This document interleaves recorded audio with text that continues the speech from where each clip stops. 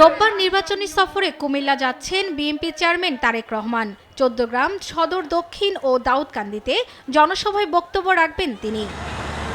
সদর দক্ষিণের ফুলতলিতে মাঠে চলছে জনসভার শেষ মুহূর্তের প্রস্তুতি। নেতাকে এক নজর দেখতে অপেক্ষায় কর্মী ও সমর্থকরা।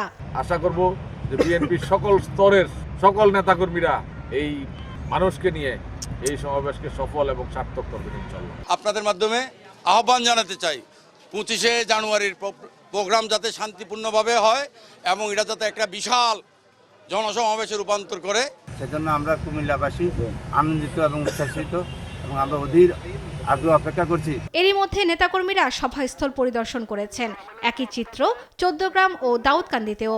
এখানে সংখ্যা দিয়ে বলবো না, লোকে লোকারণ্য হয়ে যাবে, অগণিত লোক হবে, যেটা ভাষায় প্রকাশ করার মতো কল্পনাতীত। আমাদের কুমিল্লা সদর দক্ষিণে আগমন উপলক্ষে বৃহত্তর কুমিল্লা আমাদের একটা আনন্দের বন্যা বইতেছে। 1996 সালে সাবেক প্রধানমন্ত্রী ও বিএনপি চেয়ারপারসন বেগম খালেদা জিয়া চৌদ্দগ্রাম এইচ.জে সরকারি মডেল পাইলট উচ্চ বিদ্যালয় মাঠে জনসভা করেন। 29 বছর পর একই মাঠে জনসভায় বক্তব্য রাখবেন তার সন্তান বিএনপি চেয়ারম্যান তারেক রহমান। এ নিয়ে উৎফুল্ল নেতাকর্মীরা।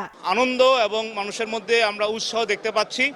25 তারিখে যেই গণসমাবেশ হবে, এটি আমি মনে করি একটি জনসমুদ্রের রূপ নেবে এবং সেদিন থেকেই আমার বিশ্বাস যে গণজোয়ার উঠবে।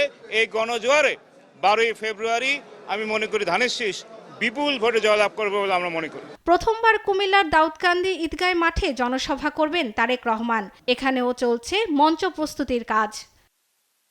শর্মিলা কেয়া, নিউজ ডেস্ক, দেশ টিভি।